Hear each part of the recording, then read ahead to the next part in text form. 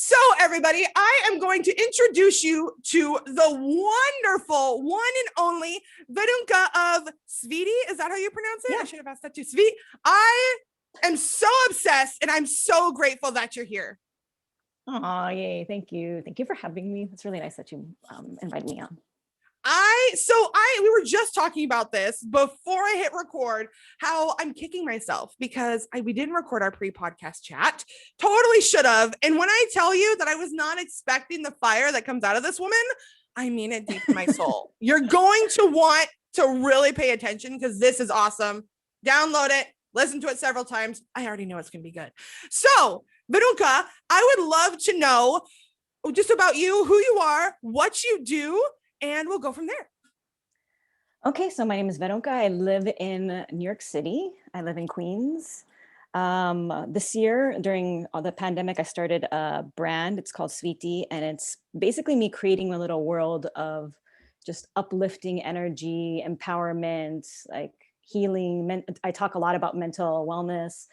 And these are things that, to me, it's like basically I'm creating a world that people can feel safe in. And it's kind of like me recreating things that I did when I was growing up, because I grew up in a kind of tense, violent environment. And in that time when I was growing up in my childhood, I would kind of use art. Let's say if I was singing, I would write music, I would write poetry, I would draw, I would do little funny comics.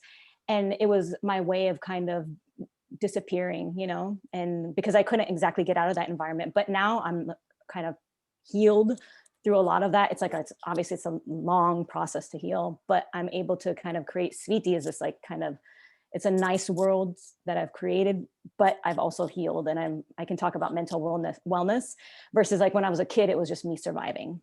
So it's a new stage of it in my life, which I love. I guess.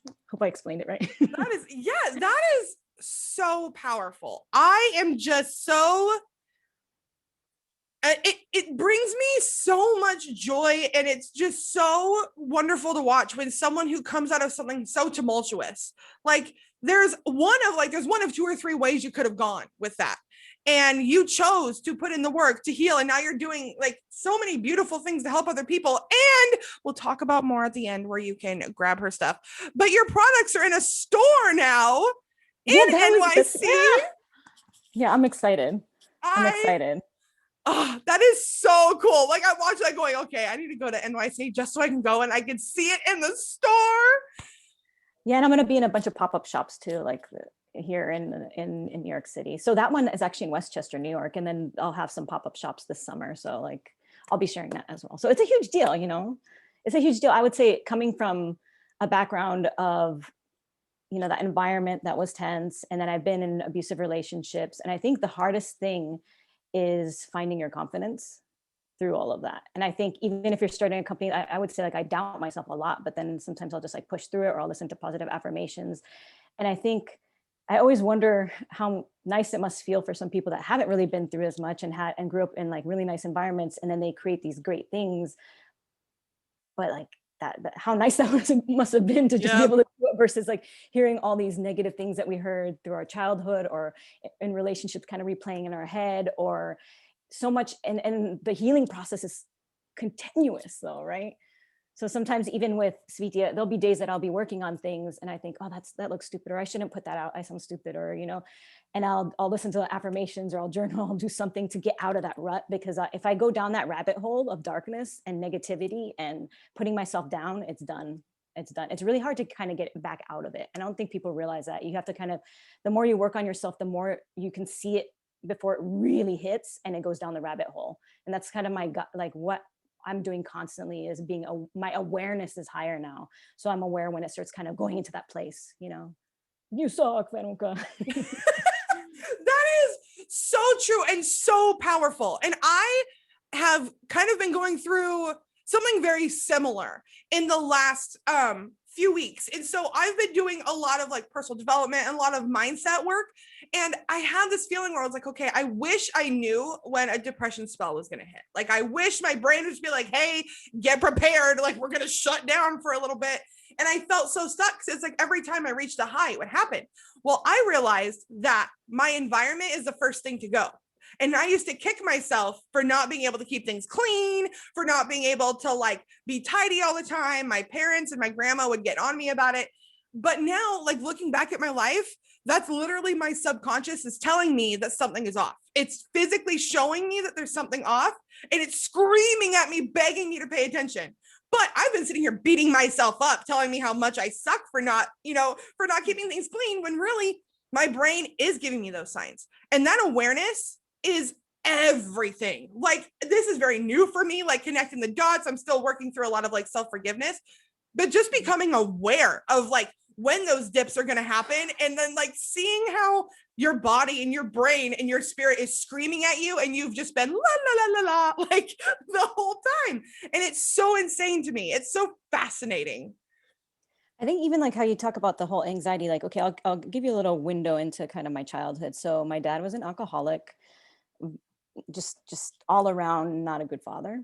And I have a sister, and she's deaf, has a mental illness, and has an intellectual disability. So growing up, they were kind of just throwing meds at her because they didn't know what to do with her. So it was terrifying. So basically as a kid, I would walk around and I wouldn't know what was going to happen. I wouldn't know if my dad was going to come out and do something crazy.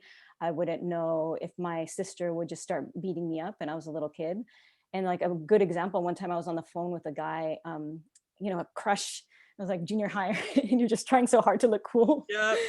And out of nowhere, my sister just grabbed me by my hair and threw me down on the floor. And like, he heard something happen, but then you don't want your crush to think that. And I remember I just like, after it passed, I picked up the phone. He goes, "Hey, what happened?" I go, "Oh, nothing." And you're just trying to kind of get in that place, because I was bullied a lot as a kid. So that was just the next, I was like, I don't want to give another reason for people to bully me. It was intense as a kid growing up, for sure.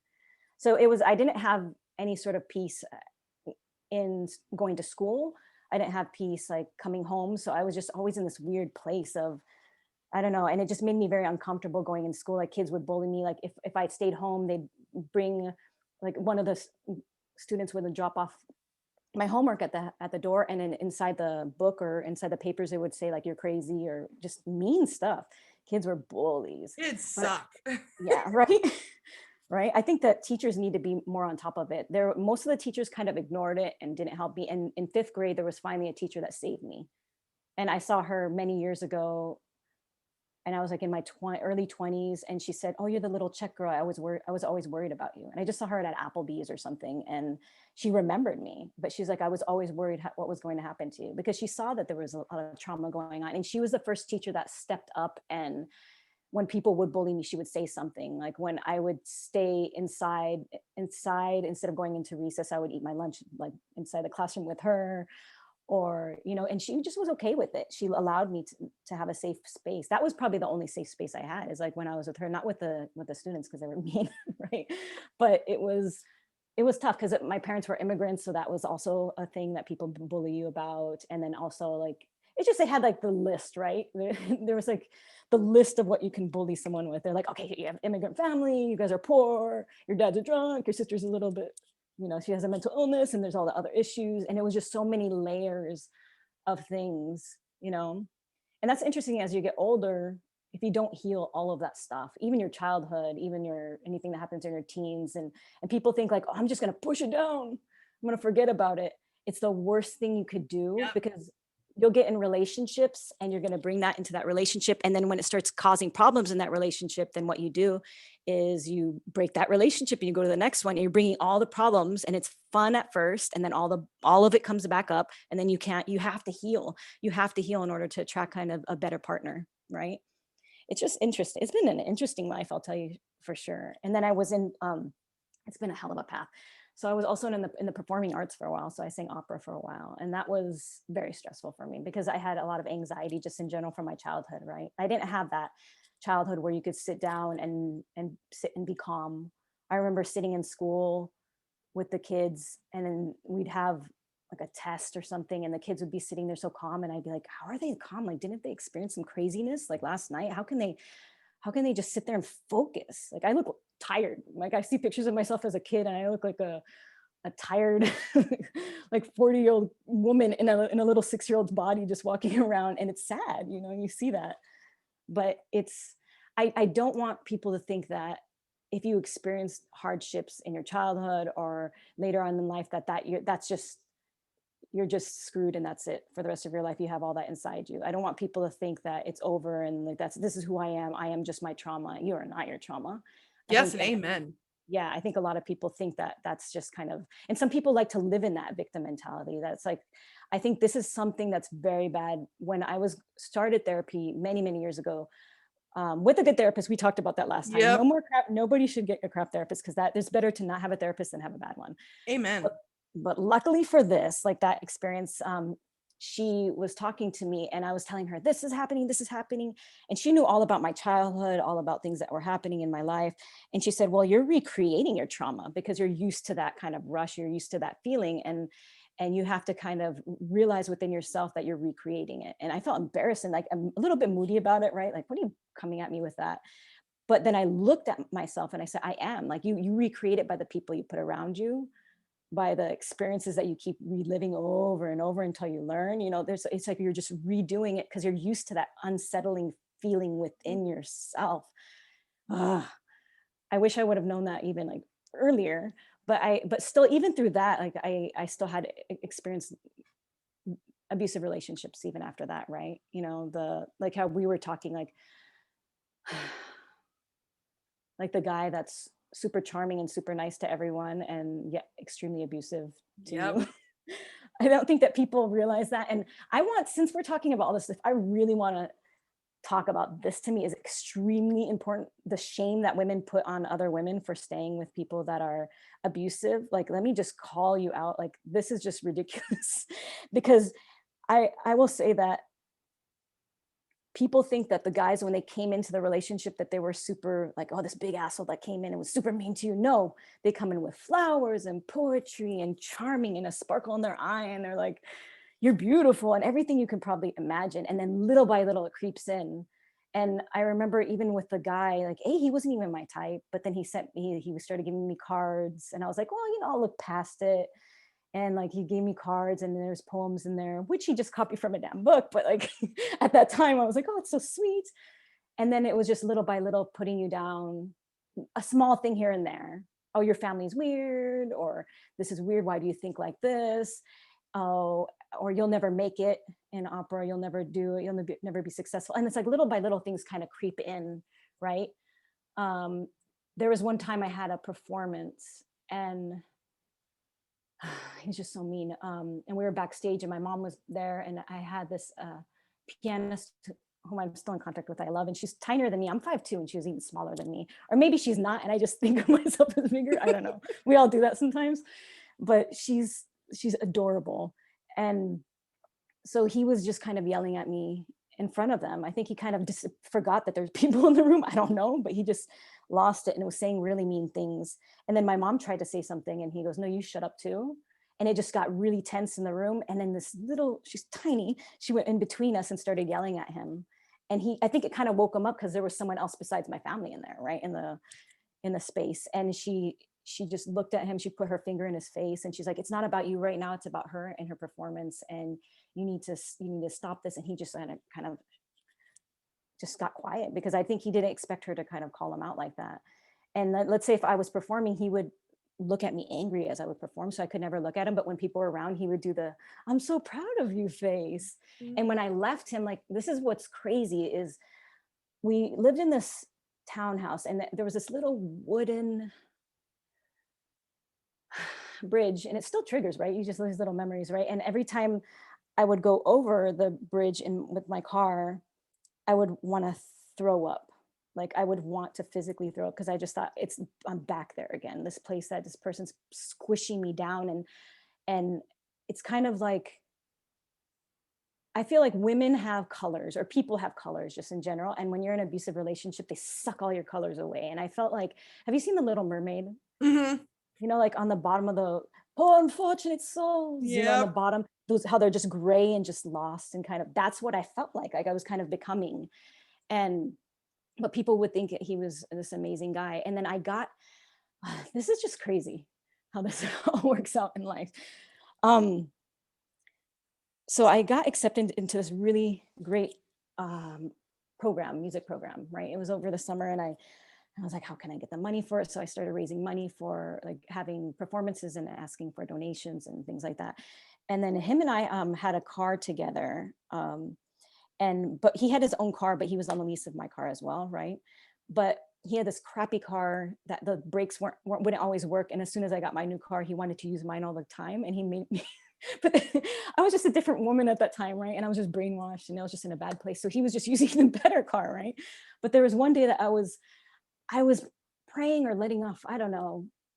I just needed to get out of it, and it was just getting worse. He was like punching holes in the wall. He was doing that scary thing when people are driving and they're gonna drive off the road. Like we'd be in these sketchy areas, and not sketchy, but I mean like scary roads that he could easily have gone off and we would have died. And so he would do these swerving things, right?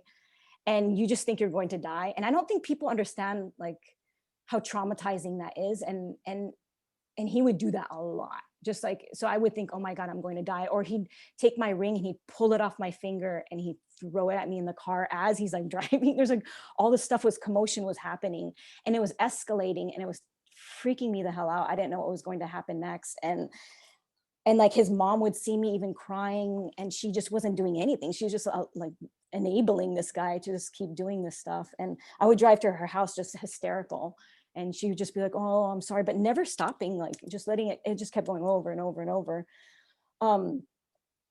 So back to the car. So I was like praying, I need like help to get out of this. I wish like this car just got totaled, so insurance would just, so I could just get the money to get to this program. And then everything kind of I felt like it was this weird connection, this thing. I don't know, it's illogical, but I was like, oh, we have this car together. And like, I don't know. And one day I was driving and a lady just turned in front of me. The car was totaled. I was okay. She was okay. And she's like, I didn't even see you. And this was like a few months before that program. And then I could leave. And he was like, oh, can I have some of the money? And I was like, no, this is like, I've been paying the car. I've been paying all this stuff. And so that was my freeing. That's a complete weird miracle that even happened. And so then I got to this opera program, and the first day there, I cried myself to sleep because I felt safe. And it still makes me want to cry even thinking about it, that I felt safe for the first time in so long, you know? And I would still, what's weird is like when we're in this abusive relationship, we just feel like we still have this kind of thing that we have to still be in contact with him, like this, I don't like responsibility to this person or something. So I would call him and I'd be like, oh, we're not together. And he's like, no, I'm not letting you go. We are still together. And he would just not let me go. He was doing that consistently. I'm like, no, we're broken up. And he'd be like, no, we're not together. And so finally, like luckily after that, my brother allowed me to live with him in New York City. So that's how I moved to New York City in 2004. So he let me, that was my escape. So it was like from that opera program, I had this phenomenal teacher that was like, you need to get out of that relationship. And like, then I was like, I'm just going to do it. I'm just going to move. And so, but what's really crappy about this whole thing, because I still wasn't very strong. I still was healing. He was like, oh, I'm going to come visit you in New York City. And I was like, please don't come. Like, I really don't want you to come. Like, we're done. Like, it's done. No, I want to go see you. I want to go see you. And he still came, and he still had to lie by me. It was just the most uncomfortable experience. I won't even get into details about all that stuff, but it was traumatizing. It was horrible. I think the woman I am today, I would have told him, like, you know, would have went off on him, but I wasn't strong enough at that point. I was super broken. I was just kind of scared still, you know? And it took many years, and even many years after that, like his mom contacted me. I blocked him on everything, right? That's what I think, it's a healthy thing to do if you're able to do it, you know. But if you have, like we talked about, if you have kids, that's a whole other issue. I didn't have kids with him, so I'm lucky in that sense.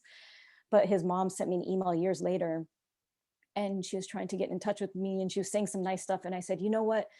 I can't be in touch with you. I go, in your mind, your son is this great person, right? He's your son. I go, in my mind, he's an abusive man that I was actually married to for a short amount of time, but he was this abusive guy. And I just don't feel comfortable being in contact with you.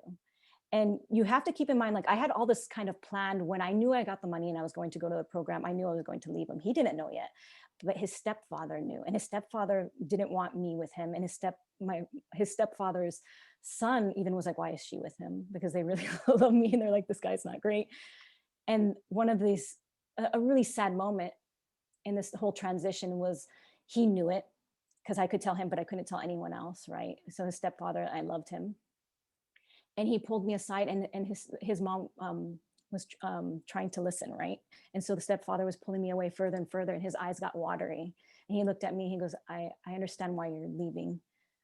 I just want you to know I love you, and I will always love you. And but I won't ever be able to be in contact with you ever again because because his wife, you know. But it's like, these are things that happen. Like, you know, when we leave people, we leave like people, we leave like all these relationships, right? But it's so much healthier to just leave. Like, I was recreating my mom's life with this abusive guy. I was like recreating this thing that, but he had like a nicer package. Well, no, honestly, he was like similar to my dad, super damn charming. And yeah, it's like my dad looked at me one day, he goes, oh, Verunka, I don't know why you left me, such a wonderful man. And I was like, oh, damn, well, that makes sense that you were on his team. Because like they see it in each other. They're like, oh, that's a great guy. So that's kind of the thing that's some of the things I've experienced, right, in my life. And obviously there was other guys, and there's like, you know, but it was a big deal to leave. I was terrified to leave, you know. I think when someone like pushes you down for so long, like I had a stutter, like I still have it sometimes. I feel it comes up, you know, because I get nervous speaking, because he made me feel stupid very often. And so I didn't know I had a stutter until one time I was working at this company, and I was stuttering more and more and more, and that's when I was with him. And this guy looks at me and he goes, do you know you have a stutter? And I thought, I have a stutter? I didn't even know I had a stutter. But it's when somebody's constantly making you feel stupid and interrupting you and making you feel like shit about yourself, then you just all the time. It's crazy, right? But it's been a long path. And I think what's important for women to know is that you don't have to stay there forever. I think unless you're in a country that doesn't have support systems in place, or in a state that doesn't, I'm so sorry, but like hopefully there's like an 800 number, some line that you can call or figure out to get to a state that can't help you. Like there's some women are in really rough places, but in rough positions, but I do think that there is help out there. And I do think like maybe you can't do everything at once, but you can plant the seeds and like do whatever you need to do to get out, or like send that like prayer or vibe or whatever you need to do to kind of get yourself out of that situation, because life moves really, really quickly.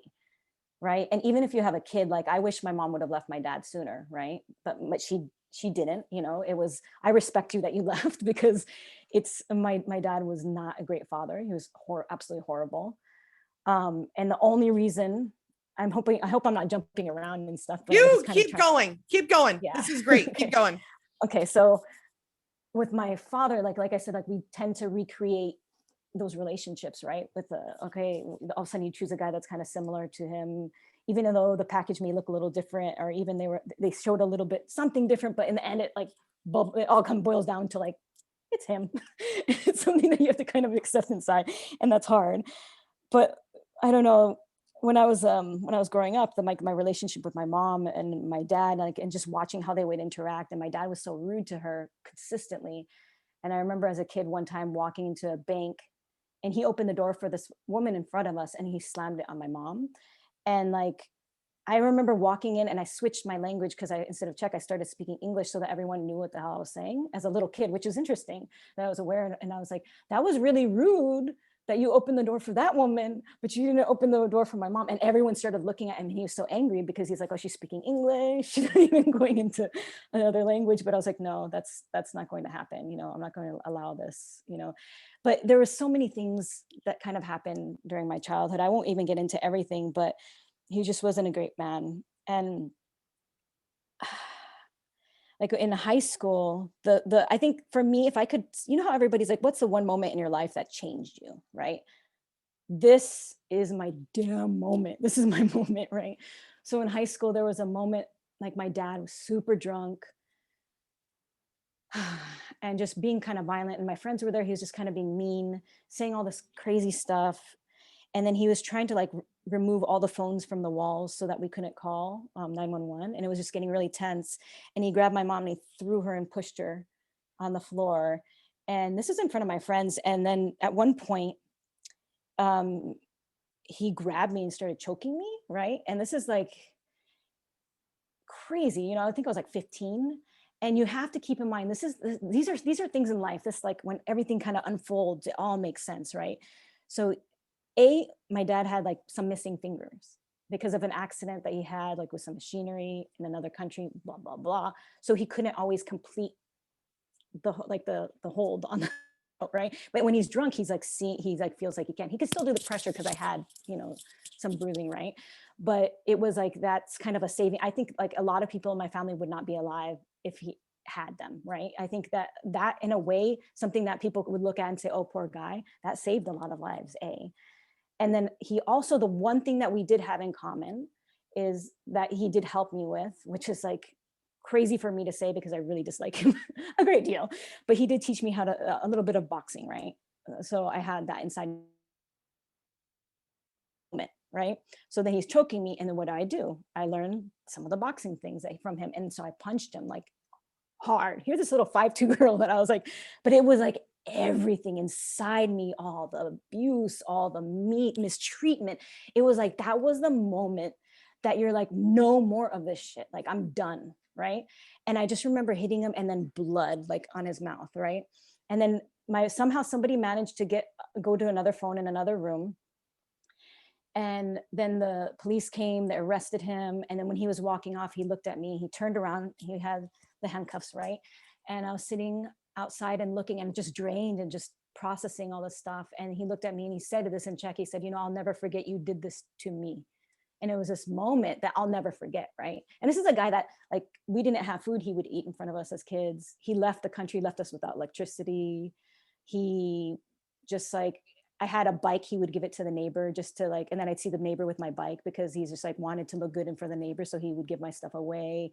He would like, if we had, like, we didn't have money. So I would find pennies on the street, and I kept it in this little tin for Band-Aids or whatever, kept it in my closet. He would steal that and like buy liquor or whatever. So it was just like this constant, like, just no like empathy, like no, I don't know. I've never met anybody like that in my life except him, you know? It's this kind of, I don't know, like I remember meeting fathers later. I was like, oh my God, this is amazing. You guys are just normal. And, you know, it's just, obviously it's going to affect you. Like if you experience this growing up, you're going to be, your perception of what is a good man is going to be a little bit shifted, right? And my brother wasn't around as much because my father was the most violent with him. So then I didn't really have that like brother kind of inspiration growing up as much, because he obviously, like, I understand, like he had to kind of get out. But when he left and I was like in 6th grade when my brother left for college, it was like huge wake up call, because I had to get tough. Like I couldn't allow him to be as bad as he was. He was really bad before like 6th grade. Like he was always just bad. But I would say when my brother left, then it became scarier. And I remember like my mom would cower a lot. My mom would cower with my dad. She would cower with my sister when she kind of had her episodes. So it was like, I was little, but I knew like to survive in this environment, I got to toughen the hell up. I can't be like a 5th, 6th grader. I have to be this like tougher chick I have to kind of be like my aunt. Like my aunt, when she would yell at my dad, he would cower. And I was like, ooh, look at that. Like if you change it up, this guy suddenly, he just doesn't look so strong. He kind of like shrinks. You know, I would see that. So I would start doing little things like that. I was in your face in a crazy way with him, you know, on and off. And there's some things that just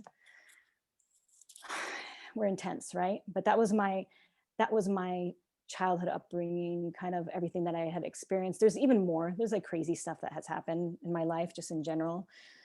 But obviously, like what I've learned in life is that we will never be able to erase anything that's happened to us, but we can heal from it, and we can coexist with it. Like I'm aware that I'm aware I have all these experiences within myself. Like I've experienced a lot of pain, and I'm aware of it. It's like I can look at like little Verunka inside and be like, I'm sorry you experienced that stuff. It's hard. But you know, I refuse to allow my past experiences, horrible people, all that stuff to still like take away from my present moment and still live with me now. No, I don't think so. You're not going to take away, like, so much of my life was taken away from all that stuff, right? I could have had, like, there's so much more, right? But you know, I refuse to. It already had the time in my life that it needed to take. Like for me to learn or whatever, but I don't need it anymore. And so I've healed from a lot of it. Obviously there's triggers, but it's not like this person that's always around you inside your, like, this existence that's there. And I always try to explain it to people. It's like, even if you have issues with their parents or whatever it is, if you don't deal with it, you'll either become them, which is like crazy that people don't understand this. You'll become them, or it's going to hurt you more than it hurts them, because they're probably not even thinking about it like you are, you know? And so it's in your best interest to heal. And not like, I'm not saying like the whole victim thing, like I'm very aware of what my dad did. I'm very aware of what I grew up with, but I'm not going to sit there and have this victim mentality, like, oh, woe is me, this is like my life, and I'm just going to be this victim forever. I acknowledge that I experience pain, but I also acknowledge that I have strength, and I acknowledge that I can heal, and I acknowledge I have damn power. That's the stuff that I've learned, especially as I get older, right? I really wish that we could have like this magic pill that would give every woman confidence. Yep. So that they would take it and they'd be like, nope, to the guy, nope. And I wish moms would raise their sons to be more respectful too, though. Yes, like and amen. Because a lot of people, like, why is it that the sons think that they can allow, like, I went to speak at a school about this, at a high school, about abuse. Like, I lost a friend tragically in 2000. I won't even go into it. It's like very depressing, but I lost her tragically the 2015 as well, right? It was like a few months later, my mom died. That was a really rough year for me. But she was with a guy, wasn't very stable. Her life died. She died tragically, and it was something that I tried to save her from it, and which I want to really talk about this as well. I know I'm jumping around, but I really want kids and young women to know that sometimes we can't save everyone. And even if you have your friends and sometimes they're with the bad guys, like, you can do everything you can to tell them, but sometimes it's their path, and sometimes they're not going to listen to you because they're in that place and that's their lesson to learn, or they're not ready yet to hear your words. And when my friend died, oh my God, like, I tried everything, honestly, everything to stop that from happening. And it unraveled exactly the way I said it was going to. And even there was conversations I had with her before, and she was like, oh, Verunka, everything you're saying is coming true. Like, and I was like, do you think he'd ever hurt you? And she was like, no, I don't think I was like, he's been violent against your dad. She's like, he'd never hurt me. And it all unfolded in the most horrific way. And it's that, I would say, that scarred me for the rest of my life, honestly, but I do want girls to know that sometimes things like this will happen, and don't beat yourself up for it, because you try your best. As long as you go in with a pure heart and you do everything you can to help the situation, that's all you can do. And when I was speaking at the high school, a girl said, how do you prevent this from happening? I go, make sure all your friends think they're beautiful. Make sure that all your friends think they're smart. Make sure all your friends know that they deserve a good guy, because because so quickly it can shift in our minds that we think, oh, we deserve this, or this is our situation, and this is how I'm going to live from this point on, and this is how I'll be treated from this point on. And I think if we lift one another up more, it'd be a lot better. You know what I mean? But sometimes, like I was telling them, the teenagers, I was like, sometimes things happen, and it's painful to watch your friends go back to guys like 1, 2, 3, 4. And the guys are still doing the same thing over and over, but it's the same with me. Like, I stayed with that guy, but it was my kind of lesson to learn, and it was kind of my path, and it made me who I am today. And would I want to change it? Maybe. Yeah, I think it would be kind of nice to not have experienced that, but it did make me who I am, right? I don't know. That is, there's so much.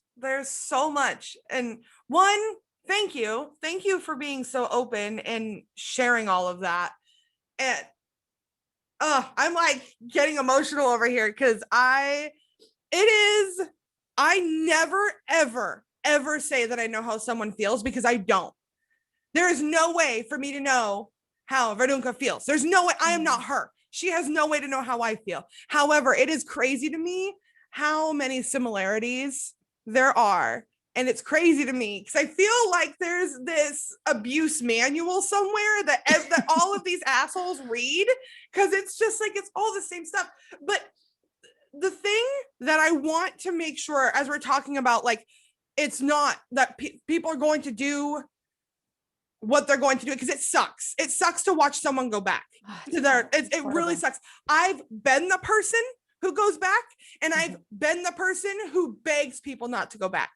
And the thing that I have learned, well, one, statistically, it takes a woman on average 7 times before they leave, 7 to 11 times before they leave an abusive relationship. And that's the average. So that means sometimes it's less, and sometimes it's a hell of a lot more. And this is because, I'm not gonna get super into it, but it has a lot to do with brain chemistry. It has a lot to do with your brain's response to trauma, to being abused. But also, I reached a point where I recognized that my friend's life was more important to me than my friendship with her. What I mean by that is I would so much rather say something, because I have lost, my mom has lost a couple of friends. I've lost some people to their abusers, and it hurts and it sucks because you can't, because you feel so stuck, because it's like you don't want to say something, you don't want to say the wrong thing because it's going to push them back to the person, and you want to make sure that you're there for them, and you don't know what to do. But I realized that her life was more important than her friendship, and I would so much rather have her be so mad at me and have her never talk to me again and still plant the seed, than to be there for her and coddle her and then have her not be here tomorrow. And that was something that I had to come to on my own, because I realized, like, shoot, yes, she's important to me, but I also know that I would rather find out 5 years from now she's still alive and we're not talking than to find out that something happened. And the other thing with that is that there is a lot of survivor's guilt that comes along with that, where it's like, I made it out. Why did I made it out? What she didn't. Why did I, just like, when you're in the military, so this is something that, like, my dad experienced. He has a lot of survivor's guilt where he witnessed someone be, no longer living. Gosh, I don't never know how to, like, approach just, like, being blunt with the words, and he carries a lot of, like, well, he survived. Why, or he didn't survive. So why didn't I? It's the same thing. We have this feeling of we should have done something. We could have done something. And so when I say to make sure that their life is more important than their friendship, I'm not saying to carry that guilt on either, because, like, there is nothing that I could have done to save those women. There's nothing my mom could have done to save her best friend. There's nothing really that that Verunka could have done, because in that place, there's so much. And there is, feel your feelings, don't stuff them, but carrying that guilt isn't doing anything for anybody. Like, no one is obligated to your story.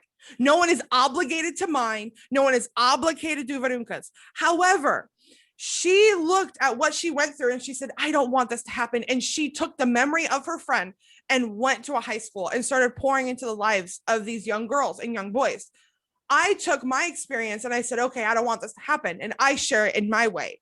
So if you do have that happen, I truly think that not using, it sounds so bad to be like, use their memory, but it's not like using their memory to, like, benefit yourself. It's using their memory to be like, I know that if she were here right now, she would want me to share this message. If that makes sense.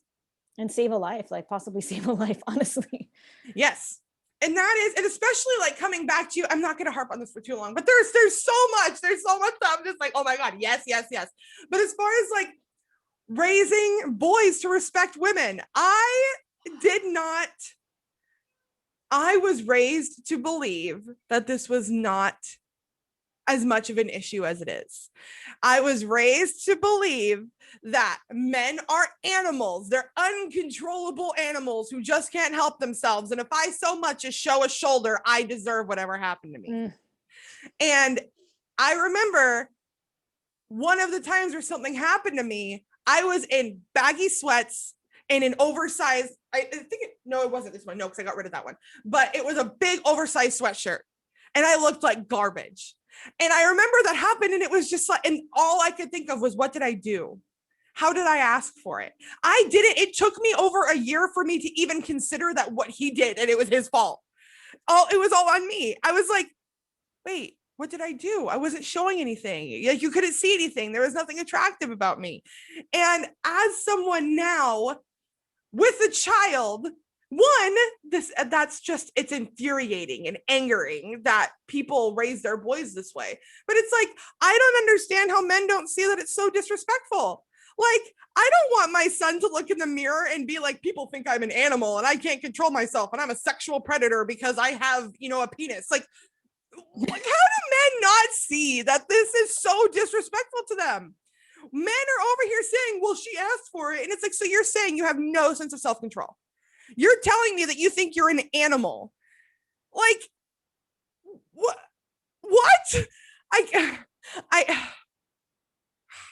Then okay, then that goes into this one story. So then I was walking to high school, a bunch of trees were blocking the path of people seeing me. And then there was a bunch of houses, right? But everyone's asleep, or it was just so early in the morning. And this guy walked up to me, creepy, like, those sketches, and when it's like the guy with the mustache, the sunglasses, the leather jacket, those sketches. It's like if it just came to life, and he was just walking towards me. I was like, oh my God. And so he walked up to me and he said, can you cut off my penis and my testicles? And he was dead straight, serious face. Like, and I just started cussing at him, like, to leave me alone. And he said, name your price. I'll give you $200 right now if you cut it off. And I found out that a lot of people in prison that were like rapists and pedophiles, that they ask for that because they think that's the root cause of everything, right? They think that's it. Do some research. It's crazy when I read about that. So then what I felt inside me growing up in a tense environment, what you learn is that, like, it's like this predator energy. Like, if you run, they run after you. It's like something that just happens. So I took everything inside me to just, I cussed at him, and I just like started walking. Everything inside me wanted to run, but I felt him, like, that urge to run after, I felt his energy, like he wanted to chase me, and he was waiting for me to start running so he could do the run and whatever. And I was like, I'm just going to walk away confident and like still. And I was just walking. And by the time I got to the high school, I was just crying. And then my boyfriend at the time, you know what he told me? It's because of those shorts you're wearing. And when you say that, it makes me think about that experience. And I felt like crap. And then I went I had like a telemarketing job at the time, and my bosses loved me, and they got a bat, and they went driving around and looking for him. Like, they just were like, we're going to take care of this guy. No one ever found him. And I went to the school, I filed like a report. No one found him. It basically, if they were like, oh, let's do a sketch of him that looks like 100 people, it was crazy. How sad is that your boyfriend's like, oh, it's your fault, and then you're going to work and they're out with the baseball bat? Like, I'm sorry, if my man is not ready to go commit, like, I don't want it. What? Isn't that crazy? Right? It's that experienced, and the thing is, like, I would walk to school all the time, and there was this one guy, sometimes he'd be outside, but he had a mental illness, like intellectual disability. And sometimes he would stand out there naked, nothing sexual at all. And I'd be like, oh, poor family, must be like, it must be hard for them. Cause my sister used to do weird kind of things like that when they're not stable, right? When they're having their episode. And so he'd just be standing there, and he'd just be in his world, and I just walk by, and he wouldn't even see me. He's just like, there's no woman walking by. But then you have the other guy that was just like a whole different story. I think it's interesting, right? Like, you think like, oh, it's just somebody's naked. No, he has like a mental illness, and he's like not stable. And then you have this other guy that probably, obviously he's not stable too, but his interaction was, what if it was a dark alley? That situation would have been a lot different, right? Like, you can change things up. I don't know. It's so not fair. I think even for women, like, our bodies, it's like we're walking around, and it's like okay for guys to say things. I remember when I first started performing, and they put like this outfit on me, and I was uncomfortable, and I was like, oh, you could kind of see things. I'm a little busty. And then this vocal coach looked at me, and she said, those kind of men are going to see what they want to see no matter what you're wearing. And that's a powerful statement, right? That gave me chills. Like, oh man. Right? And every single woman has experienced this, like, crazy. Right? Every single one of us, when we're walking around, we have all experienced it. I don't know if you saw my Instagram, how that girl the other day was drunk in front of my building, and some guy was trying to attack her. I remember I started watching it, and then my son had a meltdown, so I didn't finish watching it, actually. Okay, so this is triggering. So if anyone gets, well, I'm obviously at gonna this point, if you're there's gonna be a trigger warning at the beginning. So yeah, I'm gonna may trigger you.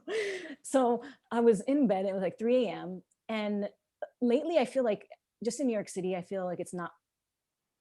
I feel like there's a lot of people that are mentally unstable because of this whole pandemic, and I think it's been intense for people, right? So I was lying in bed 3 a.m. and then I heard a woman's voice like kind of start shifting to another tone, like that scary tone, like when we're kind of scared, our voices change a little bit. And she was like trying to tell this guy like, oh, like, hold on. She was telling him, because he was speaking to her in Spanish, and I grew up with a lot of Latinas, so like I understand enough Spanish. Mhm. So you could just hear, she was like, un momento por favor. That was the only thing she could say, she could speak in Spanish. And like, and he was just kept going like, come with me, come with me, come with me, follow me, getting in her space. And I just heard her voice kind of changing. At first I was like, oh, because there's bars around, and I was like, okay, it's probably somebody that's just drunk, and they're just having fun or whatever. But then I started hearing all those shifts. And then at one point, like I just didn't feel good inside. And it was triggering me as well as a woman. Like you could feel her kind of shrinking, like as a woman, just trying to make herself disappear. And then I looked out the window and he put his hand on her leg. I don't know where, but it was like, and he squeezed in the spot, like really close to her, and was getting in her space. And she was curling up more. And then I just said, oh, hell no. And I put on my jeans and I went downstairs and I looked at her and I go, hey, how are you doing? How are you doing? Like trying to change up the energy. And she just kind of looked at me, and then I told him in Spanish, like, get out of here. And the guy like got scared, and he went on his bike and rode off. But it was this moment that A, if she was in an alley, that would have been done right there. B, if she just like was like, okay, and just started following him, she couldn't even read her phone.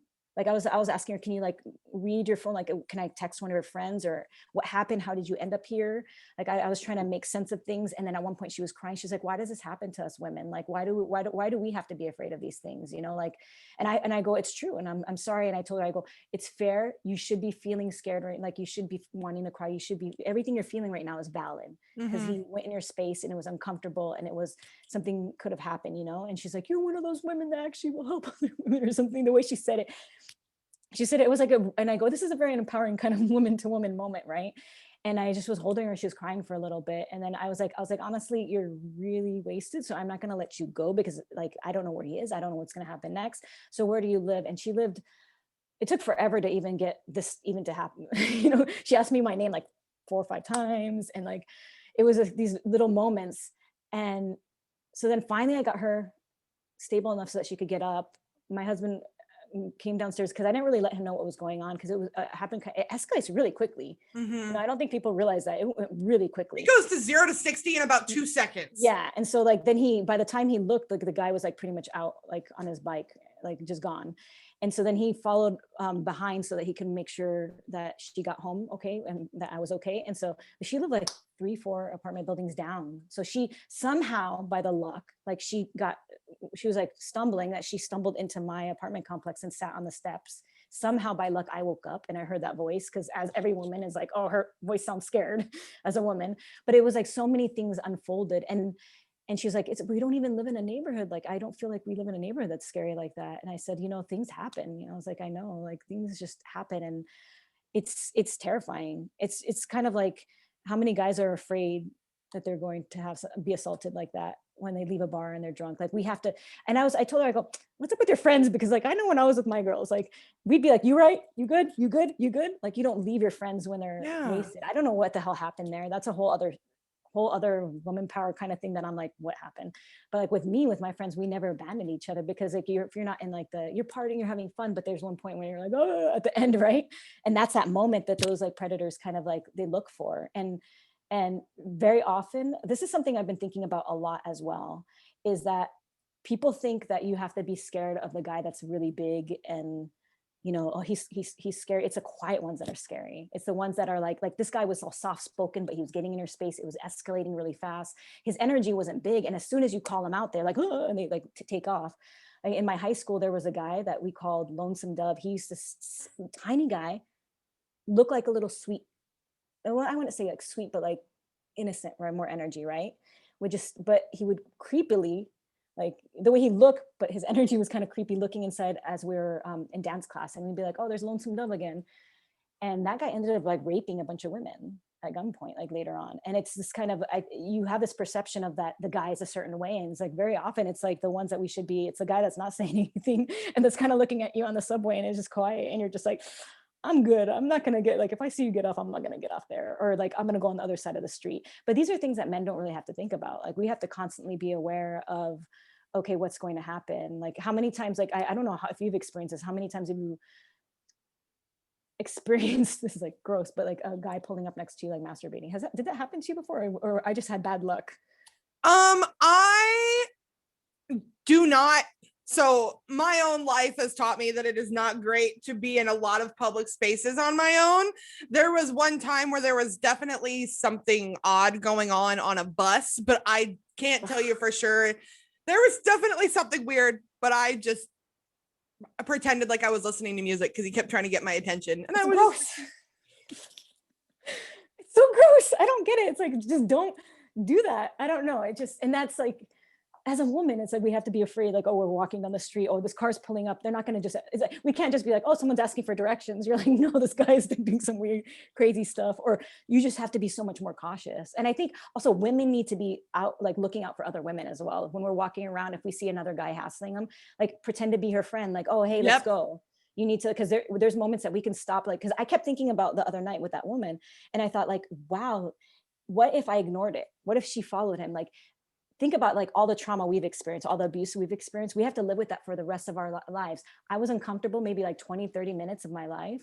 And now she could go home and she could go to sleep, and she wakes up in the morning. She wasn't raped. She wasn't assaulted. Like she was, well, she had like definitely some assault, right? But then but it wasn't as extreme as it could have been, that she would have had to live with that feeling dirty. You know what I mean? When you've experienced like sexual abuse, like you feel dirty. It's like, it's a hard thing to kind of, like, you always have that inside you a little bit, right? It's like, no matter how much you heal, but you're like aware of it. But I just thought, like, 30 minutes of my time, now she can go to sleep and wake up in the morning and not be a changed woman in as much as, you know what I mean? Yep. But it's like a time thing that you just think, like, it's so little. That's what women supporting women is, not just a hashtag. If you're not going to use it, don't use the damn thing. Like, I am so sick. And I'm not gonna do this, but I'm so sick and tired of seeing, oh, women supporting women, and then women bashing other women in the same, like, no, go away. But I don't like that either. Oh, I hate that. You're really good though. You're proper. Like, you're like the proper woman that is like supporting other women genuinely, not hating on the side. Like you are like, because the thing is, I think people think that there's like a limited amount of success, limited amount of happiness in this world. I'm like, there's enough for everyone, girl. Just like figure your stuff out, do what you need to do, and you're good, you know? Yep. And I think the reason why I'm like that is because I went from the opposite end of, there's not enough. Like, I genuinely believed that like, people would say all the time, well, God doesn't make mistakes. And I'm like, well, yeah, he did, because he made me. Like, I genuinely believed like I was God's first, like, for the longest time, probably until I was 23. And so my whole life, I truly believed that I shouldn't be here. And get something in my mouth, sorry. And the only reason why, well, there was a couple of attempts I made. Thank God people walked in at the right time that I'm still here. But the only reason I didn't drive my car off the road is because I knew my mom needed help with the kids. Like, I didn't see any value in me at all. And so I thought it was okay to lift up other people, but it wasn't okay to lift me up. So I didn't want to go too out. And now I went on the other end where I'm like, and people get really pissy with me, but it's just like, I know that I'm awesome. I know that I have value. I know that I'm worthy. Worthy is my brand. I know these things, but that doesn't mean that you're not too. Like there's so many people in the world, but also too, statistically, none of us should be here. Statistically, we are all miracles. Statistically, the fact that your mama and your daddy, whether you liked them or you didn't like them, came together and their sperm and their egg, and it was a viable pregnancy, and you were born and you were here, regardless of the circumstances, the fact that you're here is a miracle. And that is just so not lost on me. Like, I get overexcited, and I am told that I'm a lot, and I am, and it's not a negative anymore. I am so much. But it's because if I can be so infectious that I can maybe be a little contagious, where if someone can afford to take a little bit of this, I'm okay with it because there's so much. I'm just like, okay, here, take what you need. I'll give it to you because there's not enough. There's not enough encouragement. There's not enough hype. And that is why we end up staying in these abusive relationships anyway, because we are taught to believe that our bodies are dirty, our bodies are wrong. And even if you don't have, even if it wasn't a physically abusive relationship or a physically abusive household growing up, if you grow up and you are told all of these things about your body, where your body has to be hidden from men because it's going to cause them to sin, which is just bullshit anyway. But like, you're told all of these things, you end up, even if you're not necessarily thinking about not being on the earth, you don't want the body you're in. Like, because you can burn the clothes, you can shave your head, you can get piercings, you can get tattoos, you can do whatever, but you're stuck in this for the rest of your life. And that is the thing that people don't realize, because like, you end up in this place, and when you feel this way about your body, you don't connect to your body, and you see your body as an object. And that's something I learned. I'm still processing this, but I learned at a very young age. How do you get affection? You give it to someone physically. How do you earn love? By giving your body to someone. And so when you grow up that way and someone treats you that way and your boyfriend attacks you, you just think that's how it is. And you should just be grateful for the attention, which I was actually told by a therapist. Anyway, we had a whole rant about bad therapists, but like, I love this conversation. It's so needed and it's so important. But this is why, like, you were talking about how like there's so much shame to women who stay. If nothing else, like, my mission in the world is to get people to stop saying, well, you should have just left. Like, not only is that just an asshole thing to say, but it's also like, that shows that you know nothing about how the brain works, you know nothing about trauma psychology, and you know absolutely nothing about the plight of people in the world. And you're probably extremely not self-aware and have a lot of trauma you're pretending you don't have. So like, there's so much. And even to the women who grew up in good households, like, that doesn't mean, I truly believe that if you grew up in an abusive household or you were abused as a child, it's more likely for you to end up in an abusive relationship because that's your normal. That was my normal for a long time. But even if you didn't grow up that way, that doesn't mean you're immune to it. Because I know a 100%. lot of women have reached out to me and they said, I didn't go through these things, but I still happened in it. And then so they feel like a different sense of lack of self-worth because they're like, well, I didn't. That's not my normal. So maybe I did deserve it because I did it. It's all slow burn. Again, they don't walk in, shoving you into a wall on day one. They start out so sweet. And we have this vision of abusers. We have this vision in our head every single time of an old fat white dude in a wife beater with amber bottles everywhere, walking around with a beer bottle. And some abusers do look like that, yes. But a majority of them are kind and they're charming and they know how to dress and they look so good. And they're the person that charms you in. And all of a sudden the switch flips. And that's why we've got to get rid of this stigma. Because that's another reason why women stay, is because it's like, well, he's so great over here, so maybe it is my fault. Maybe if I just dress this way, maybe if I do this sexual thing, maybe if I let him bring another person, maybe if I don't get mad at him for cheating, maybe if I, instead of looking at, oh no, he's just an asshole, we take it on ourselves. Why? Because we've been taught since we were 5 years old that if we show a shoulder, a guy's going to want to just take us in the bathroom. Anyway. Yeah, it's intense. I think like the whole thing about shaming women, I'll tell you this, I think this story is a very important story I think women that have experienced this stuff, we need to be very open about it and talk about it, because then people, that's where the stigma breaks. It's kind of like people are starting to be more open about mental illness because they're talking about it more. You have like Demi Lovato and all these people are like, I'm like this, I'm going through this. And then it kind of starts cracking away at the stigma. And so there was one day, it was like, this is after I had left my ex, and I was at getting my master's, and it was me and two other women, and these women are like 6 feet and like 5'2", girls sitting at this table, And I started talking about how I had been in that abusive relationship. And one of the women there, she just started shaming me. She's like, oh God, I would never take that. I would just have left. And she's like, oh, I would never allow a man to treat me like that. And I looked at her and I go, they don't start like this. I go, he was super nice and charming. And even when I left him, like when I asked for a letter of recommendation from a teacher, she didn't even write it for me because she said, I don't like what you did to him when I left him. And so they're really good at selling themselves in front of, yeah, that happened, I swear to God. So they're really good at selling themselves to everyone. And there was a woman that we're talking about, a woman doing this, but okay. So I was sitting there and I was trying to explain to her, you know, he wasn't that way at the beginning, and it escalated and it got worse, blah, blah, blah. And then the other woman was just sitting there quiet. And then she was the woman that was kind of being mean about everything. She was like, okay, well, I got to go to class or whatever she needed to do. Right. She got up and left. And the other woman was sitting there and looked at me. Her eyes were watery. She's like, I'm in an abusive relationship right now.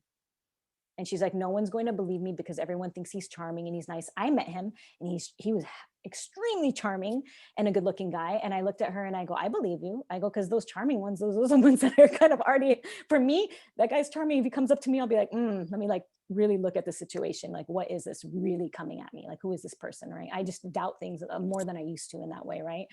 And so she started telling me, she's like, he's beating her. Her parents love her. She doesn't know what to say. Like she said, no one's going to believe her. It's getting really bad.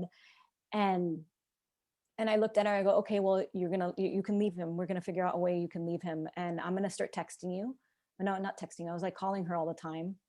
No, texting actually, just to make sure she wouldn't get in touch with him again. So it was a consistent thing. So like, did you talk to him? No. Did you talk to him? No. And eventually she left them because like, it was like a little bit more new. It wasn't so deep. It wasn't like, we're not talking about 5-6 years, but it was enough that it was escalating.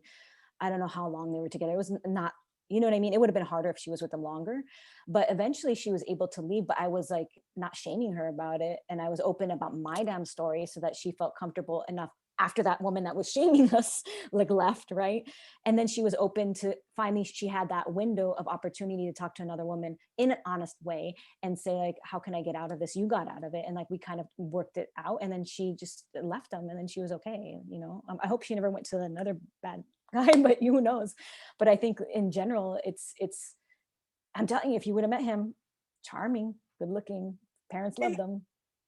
And that is another thing that I wish people would take the stick out of their butt for 5 seconds and realize we are in a society where someone goes, if it was that bad, you would have left. I would have left. So you would have left because apparently I am you, which you're not, screw you, whatever. But also, I mean, we also live in a society where a woman comes forward saying she's been assaulted, and we go, well, are you sure? Are you really? Did you piss him off? Are you lying? You're probably lying. There is a 2%. There are horrible women and men out there, both of them, if we're like that say, oh, I was abused when they really weren't abused. Like they do. There are those people exist. And I understand it. I know one of those people. One of my sister's friends. Anyway, that's another story. But you're telling me that we're going to pretend that 2% is more important than the 98% of women who are being like, hey, I've gone through this. 1 in 4. And this is the thing that pisses me off. This is an estimation, and I actually believe it's higher. 1 in 4 women have some form of abuse in their life. 1 in 4 women and 1 in 7 men. Again, there's no way to really know if that number is accurate because those are the people who report it. I truly believe it's probably closer to 1 in 2, if not more. And so why do you think that women should come forward when you're telling them they're lying about being raped, when you're telling them they should have left because if it was really that bad, you're telling them it was their fault, you're telling them that they walked into it, and yet you're sitting here mad because your friend didn't tell you that she was getting beat for the last 2 years? Like, what? Like, I don't, and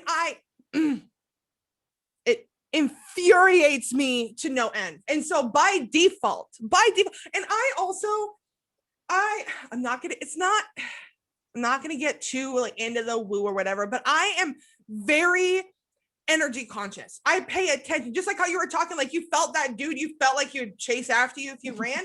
Like I am very attuned to my energy and the energy that other people give off.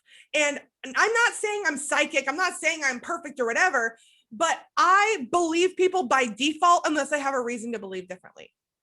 Like, we need to get rid of this whole concept of like, oh, well, they might be lying. Well, yeah, and you also might be a dick, but here we are. Like, what? So just that is something that if I could tell anybody, like if this is the only thing you take away is that like become more self-aware and become more attuned to the energy of those around you. And I guarantee you, you're going to see the world a lot differently because I used to, I hate it. I hate admitting this as someone who has gone through abuse throughout my whole life. I used to be one of those people. Well, she shouldn't have dressed like that. Well, and like, it makes me so mad. So you're telling me the story about the woman outside your apartment that you went and rescued. I hate that this is the first thought that popped in my head, but the first in my head was, why was she out that late? And she shouldn't have been drinking and she should have been smarter. All these things. And it's just like, why? Why couldn't I just say the guy shouldn't have been an asshole? Why is that not the first thing that popped in my head? And I remember talking to one of my friends a few years ago. We were having a conversation and I was like, yeah, I really like, I would love to go like on a solo trip. Because I live about an hour and a half north of Seattle, Washington. And I would love to just go to Seattle by myself and just go and get a hotel, like, and just go explore myself. And he's like, why don't you do it? And I was like, well, I don't want to like walk around Seattle. It's a busy, I mean, it's nothing like New York and it's like the size, but in my head, it's like the big city compared to where I'm at now. I don't even like walking outside by myself where I live. And he was like, well, aren't you just being a bit paranoid? Like, why not go out and do these things? Like, that'd be so fun. And I'm just like, I'm not being paranoid. I do not have a weapon on hand. I don't have these things. And even so, I don't trust that my response would be to defend myself in time. And he's like, oh, well, I've just never thought about that. And I was like, yeah, have you ever been catcalled? Oh, God. And he goes, no. And I'm like, have you ever had someone stop and pull over on the side of the road saying that they would love to see you without pants on? No. Have you ever been groped in a bar? No. So then you have no reason to feel fear. You haven't experienced these things. I have to, because I was given a body with boobs and an ass, I have to be careful and I have to make a choice. I have to make the decision that, or come to the realization that if I dress in a way that makes me feel good, I'm going to get comments. I have to accept that about myself. If I dress in the way that I truly want to dress, I get comments. I could, and the other thing is like, I'm kind of going on a side rant, but I promise I'm going to bring it back. But like, my best friend is, she's very much like you, Verunka. She's more petite. She's tiny. Everything about me, my personality, everything, my body. I am very curvy. I love my body, but it also comes with, unfortunately, a lot of comments. We could wear the exact same thing and we're going to get completely different comments. I get told that I'm being sexual because I'm wearing a t-shirt, a crew neck t-shirt, just because I have tits, right? I could wear the exact same outfit as her, but I'm going to get a lot different comments. Not to take away from this, she gets plenty, because I've talked about this before. I play lesbian girlfriend every time we go out, because like, I'll kill somebody. Like, don't touch her, I'll cut you. But like, just by giving a but then again, even her, she has to be careful. She has to think about things. We have to make sure that if we go out, we are braced for comments we're going to get. That's a reality of being a woman. And that's not something that he had to recognize or that he ever thought about. And he was like, oh, I guess I never really thought about that. It's like, because you never, like, that's the problem. Like, that's like, by default, going out on a date, I have to be careful. I have to make sure that I'm smart. I have to make sure all of these things. They can pretty much do whatever, whenever, get away with whatever. I know, it's ridiculous. I have to, can I pause real quick? Yeah. Sorry. I'm so sorry.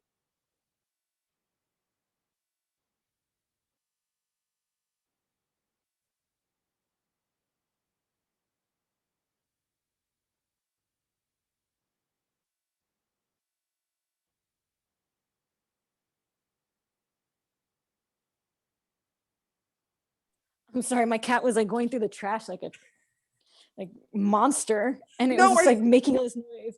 I was like, last night I was trying to record a video and my cat was doing the same thing. And I'm just like, why? I didn't want to mess it up. I was like, she was going in there kind of deep. I was like, stop doing that. It's like, you little trash lady, stop doing that. You're totally I think fine. it's what I like about you. I think our energies work well together because we're both real. And I think that to me, it's the most important thing is like, I love being around real people. Fake people, it's very hard for me. Or when people have dead eyes, oh God, like that's no energy comes from their eyes. The dead eyes, or the people that smile and there's no light in the eyes and you're like, that's creepy. Like, I'm just not, or just people just like lose themselves and it's just but it's just like they actually, no, not lose themselves. It's more the people that have created a persona because they're hiding something that's not great. Mm-hmm. You know what I mean? Eyes, it's not real. Like when they're talking to you, it's kind of like, ooh. And I am like, earlier you were saying about the energy. Like for me, I grew up in a household that you have very little time, right? Because you don't know. I didn't know if my dad was coming in. I didn't know my sister, but it was all energy. So you'd have to, before the sound, before the door, you just feel a shift, right? And I'd be sitting there in the kitchen and I'd be like, I'm good. She's like, would just get up and I'd go to another room and then you hear like, boom, all this stuff go on, right? But it's kind of, you have to be very into, same in New York City. It's like, if there's somebody that's not stable, I've told people, because I grew up with a sister with a mental illness, and like, if she was in her episode and like just losing it, I'm not me, like I'm whatever's in her head. So if I connect in her eyes, it's like, I'm part of this story and this like this picture she has in her head. And so that's why I try to explain to people, if you see sometimes people on the train or around and they're kind of in this place, you're not going to be able to like explain things to them. They're in that place because they're having an episode, and just try to not look and just let it pass for them. It'll probably be like 15 to 30 minutes and then they'll, get out of whatever they need to get out of. But yeah, energy is, man, I'm all about like kind of reading people in that way. When people come in, like your energy is like, you have huge energy. Like your energy is like, whoa. Yeah, I'm here. Yeah, but that's good. It makes me happy because like, I think like you were somebody that was in an abusive relationship. I doubt you had all that vibrancy at the peak of that relationship, right? When it's abusive, like I had none of this. Yeah, my entire life I was told to be quiet and it's tone down the volume. Don't be so excited. Why are you so, because I get excited over everything. Like, oh, did you brush your teeth this morning? I will clap that up. I will throw a party because you brushed your teeth this morning. Oh, you woke up today and you didn't want to? Okay, it's celebration time. Oh, are you in bed? You don't want to get up? I'll bring you breakfast in bed and I will party for you. Like, I was stuffed. It's like, like those prank jars where it's like a can of peanuts, but you open the peanuts and all those like snakes pop out. Do you know what I'm talking about? Yeah, 100%. Like, I feel like that was me my whole life. Everyone was just tucking my little like back into the can.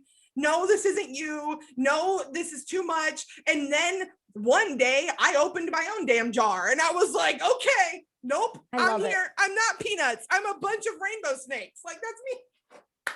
I love that you have that, I love that. And I think it's like when people have that kind of big personality, I have like a shirt that I mean, it says like, I like being extra, and it makes me feel good when I wear it because I feel like people tend to, when you are big and vibrant, people are like, oh, tone it down. I'm like, how about you like bring it on up a little bit? Because like I'm here raising the energy in this room and like making it a little bit brighter. And it's crazy. Like if you tend to be like optimistic or uplifting, that like some people are annoyed by that. And you're just so annoyed. And you're just like, dude, I would rather live in a happy, like in a happy place, in a more optimistic and positive place than just dark. And I was saying, it's not that I walk around sunshine all the time because I'm not a robot. I'm human. Some days I cry, some days I'm angry, but I don't like sit in it forever. And I try to find a better place in my mind. But at the same time, let me be very clear. If you are in an abusive relationship or if you're growing up in a household that's not safe, and that's a whole different experience, right? Like I said, in that way you have to plant the seeds. If you're a kid and figure out something you're really good at, or get good grades so you can get the hell out and go to college somewhere else, or get a scholarship, or I think there's certain things you can do to try to like change your situation as much as possible. But at that moment you can't, like if you're 6 years old and in a violent environment, what are you going to do? Pack your suitcase and like bye and leave out the door? And it's not like you're everyone's terrified of CPS, right? You know, even kids are. You're just like terrified, like, oh, you call that? What if that's worse? You know, there's just like this like fear of that as well. So I think in those situations, same with abusive. Like I remember in my journal, like my husband now, it's like we were friends at the time when I was with my ex, and I remember writing in the journal, I was like, whoever ends up with him is really lucky. And I was like, but I'm stuck with this guy. Like this is who I'm going to be with. Like I was like already kind of destined in a sense to be with this abusive crappy guy, and that was my life. Like that's what I was thinking. And there was somebody I was talking to me once, and they were like, well, you got married in front of God, so then you should stay with him. And I was like, what? I don't think so. I don't think that, like, okay, let's like really break it down. Like God's like, Verunka, I think you deserve to be treated like crap.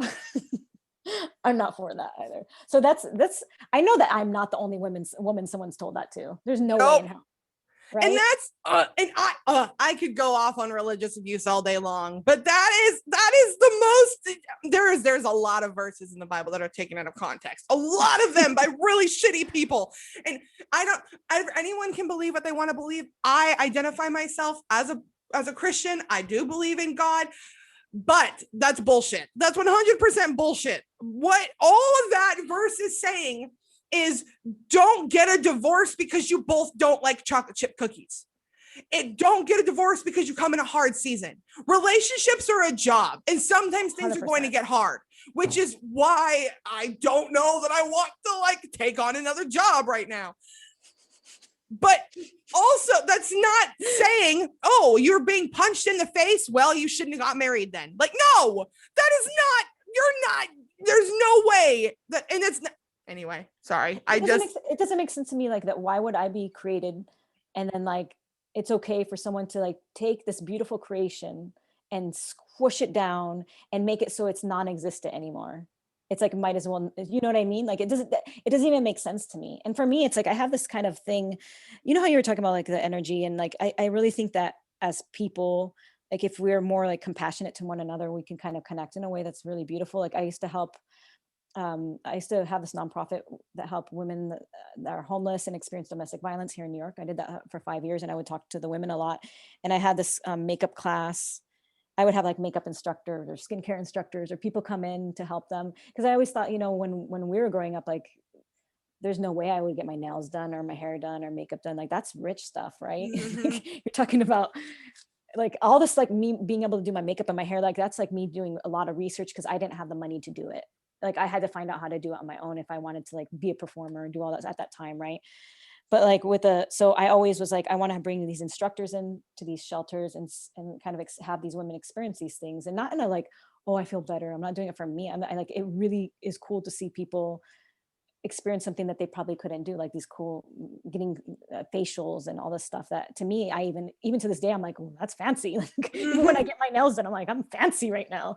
But there was a moment, what was very powerful for me was I was sitting there and watching a woman getting her makeup done, and she felt so beautiful. It was like this moment of her face glowing, and this is a woman that experienced domestic violence and was crushed.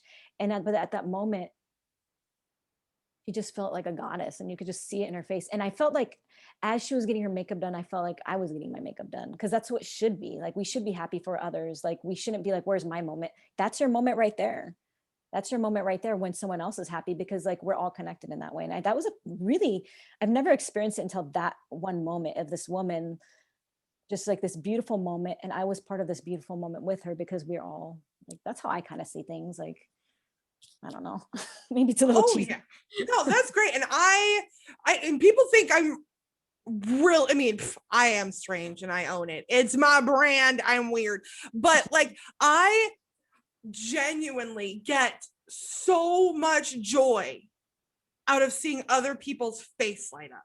Like when someone else is in their element, and like when they're talking about something that they love, and then they have that, oh, I'm sorry, I'm talking. It breaks my heart. Like I feel their soul crush with me. And I feel like I've been thrown into a garbage compactor. I'm like, no, keep going, keep talking. This is so good. I feed on that. Like I genuinely, that's where a lot of my joy comes from. And I'm not saying that I'm like not in a codependent way where I need it, but I love seeing other people so in their element.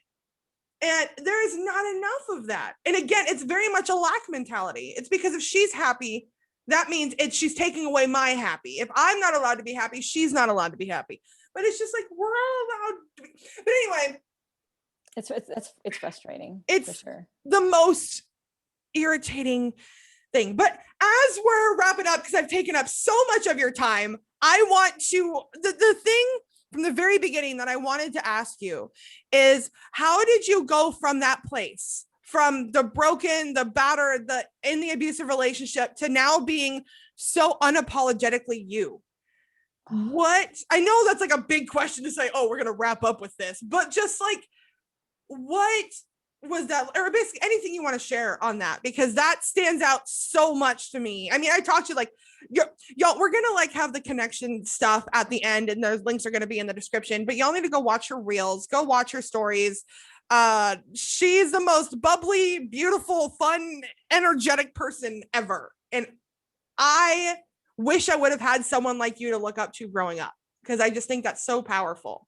That makes me cry. Oh, sorry. It's so nice. I don't know, like, I think it's been a long path, and I'm not even great. Like, I feel like I still have healing to go. I don't think it's ever just like done, but I feel like I'm barely at the stage of kind of accepting like my dorkiness or my whatever energy I have, or the too much or whatever. But I would say it's been a long damn path though, right? It's been it was a lot of, it was good therapy. I think that was huge for me. That helped me a lot with like the sexual abuse as a child. That was a profound thing for me. That helps also. I think if you've experienced like sexual abuse as a child, it kind of makes you feel weird about your body. I don't know, like if you feel the same. So oh yeah, I would say that's taken a long time for me, and I'm still not even great with it. Right, I'm still processing things. What I would say, therapy for me, what I've learned in life is that, like, my mom was very victim mentality. My mom would say all men are rapists, all this stuff, and like she was she was very negative, she fed me like bowls and bowls of fear in the world, right? So I've had to work through a lot of stuff, right? So I had to make the decision within myself, is like, I don't want to have that victim mentality. I want to be, but I don't also want to be like, it's okay that this stuff happened to me. It's cool. Like it's what happens in life. I don't want that as well. I want to be able to look at it and be like, okay, this thing happened. That was painful. That should not have happened, right? But it did happen. I can't change it. But how can I heal from it? How can I process? What's been really good for me has been helping other women. And I think that's the whole sweetie thing, is like, I like when I was working with the women at the shelter, like a lot of the volunteer stuff, and I was coming across a lot of women that had companies and they were doing really well and they believed in themselves. And I was like, what, who are these women? This is amazing. And so I don't have to be this person that can't have her own company and can't do things. And I do deserve to make money, and I do deserve to have success. And it's something that's a big thing when you grow up the way, like, I feel like you and I grew up very similar, but it's hard to say like, oh, I deserve success, or I deserve money, I deserve love, I deserve to be respected. And it's a long path, right? But I would say for me, massively was like a good therapist. But like I said, and I say that a million times, like, if it's a bad therapist, don't go. It's better to not go to therapist. Yep. Because there's a lot of bad therapists. But for me, I also have a lot of anxiety. It's because I was kind of, that anxiety was seated inside me because I grew up in such a scary environment that I started having triggers to, like, my body would start to react to things as if something really bad was going to happen, and it really wasn't. It's just my body was kind of wired that way. It was reacting too much. So I had like anxiety all the time. And then I started doing I'm telling you, like, meditation changed my life. But there's so many people that told me to do meditation throughout my life, and I'd be like, oh, I would do it, and then I'd stop, and then do it, and I'd stop. And then this time I was like, I need to really do something about it, because it's taking over my life. And so it took me doing meditation every day for 2 months before I even felt that calmness. And it's like, well, I think when people think, oh, about meditation, it's like me sitting there, like that stuff. No, like I lie down because like my back will hurt if I'm sitting there for a while. Yeah. That's me. I'll lie down. There's body scans. So if I'm tense, like I'm very aware of like if I'm locking my jaw and holding my tension there, because like I did that a lot in my life, or the shoulders going up. So I'm like the awareness of my anxiety and the tension in my body. So the meditation helped with that. For me, it's like, I feel like if you grow up in a very tense environment, like just therapy is not going to help. I don't care what people say. Like, I think it's like a combination of things. So like for me, the therapy helped me kind of like with some of the stuff, like talking about things and maybe some tools or whatever. There also is a phenomenal book called something healing towards courage or something. I can maybe send you the link later. And it's a workbook for people that have experienced sexual abuse as children. Oh yeah, I need the link for that. It's phenomenal. Like, so my therapist, we worked through that when I was kind of going to therapy. So I think like therapists, and then meditation for my anxiety. And then I grew up in a very negative environment. So what my natural state of mind is going to be a little bit more negative. So I've had to work very hard. So in my journal, like I always end my journaling with affirmations and then gratitude. I also have a lot of that, because when you grow up in a negative victim mentality environment, you just are kind of focused in on like the bad, right? So then I've worked really hard with the gratitude journaling, and I know you're into that too. I think it's phenomenal. Positive affirmations. I listen to recordings like on days, honestly, there's days that I get up and I'm just like, oh, I suck. That was really stupid. I said that. That was this, and or I look dumb today. Or I just like, I have things that I think everyone feels that. That's another thing. I think we think that we're like the only people that are experiencing this, but we're all like, there's a lot of us that wake up in the morning, and even people we think like, oh, they have everything in their life. There's something that maybe I said that was stupid. Like everyone has those little things in our head that we feed, that it's like bullshit, but we have it going through our head.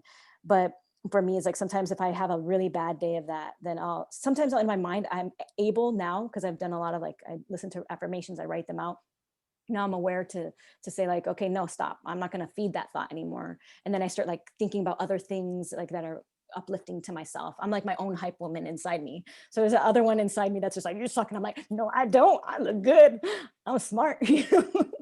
So it's like, I have to kind of battle that within myself, and that's been really interesting for me. So I would say like affirmations, therapy. I think also like giving back, right? Like helping other women. It's huge, right? Even in healing, like sharing your story, hearing other people's stories, like kind of being vulnerable, speaking up for people that if you need to. I think there's so many, let me see, I'm trying to think if I forgot anything, like the affirmations, meditations.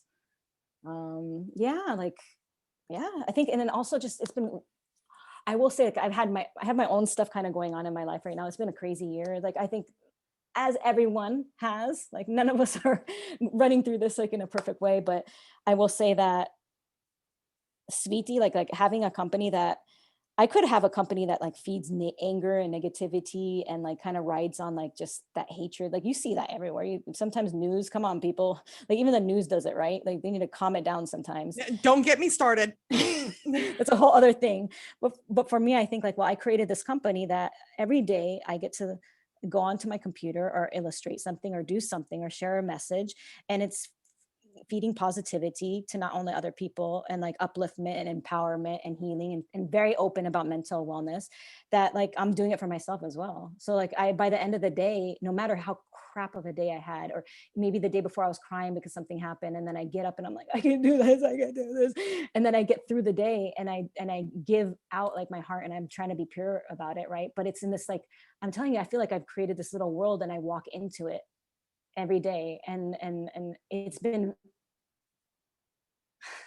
yeah, it's been like really powerful for me, this like the past like year and a half, 2 years. Like it's like my goal is one day to have like a little shop, and then have like little wellness events as well, and sell my stuff and bring other artists, and like just I think it's, I want to have a place that's very healing and like about very open and uplifting and honest, because damn, we need more honesty, I will say. Oh my God, yes.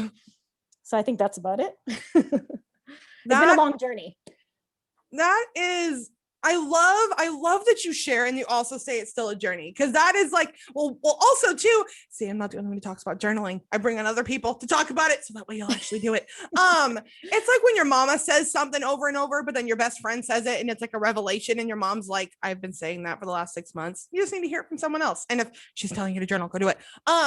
But that's just, it's so beautiful, and it's like making me emotional just thinking about it, just because your energy is so not, I feel like I am very chaotic, and so I don't want, like, you're not chaotic, but it's just very up there, and it's very accepting and open, and like I feel like you're the type of person to walk into a bathroom and see someone crying and just hug her, like without thinking about it. And that is like, that's the energy that we need more of. And I genuinely could talk to you all day. We have already spent hours talking on end about this stuff, and I love it. So where can people find you? Where can people find your beautiful stuff? Because, and my birthday is coming up next month, so if anyone wants to get me some stuff, just let you know. And yeah, so where can everybody find you, connect with you, see all of that goodness? So I love Instagram for that. So I have it's sweetie_NYC. So SVEETI_NYC, and that's on Instagram. And then you can find me on the website. So sweetie, SVEETI.com. And on that note, like I will say like sweetie, because my first language was Czech. And so sweetie means to shine. So I spelled it a little different, but it means to shine and to glow. And so to me, that's my little world. I love it even more. I meant to ask about that. I'm so glad. I am so grateful to you. I am so honored that you took the time, and I cannot say thank you enough. This means the world to me. So thank you. Thank you. I'm so grateful. This is so good. Okay.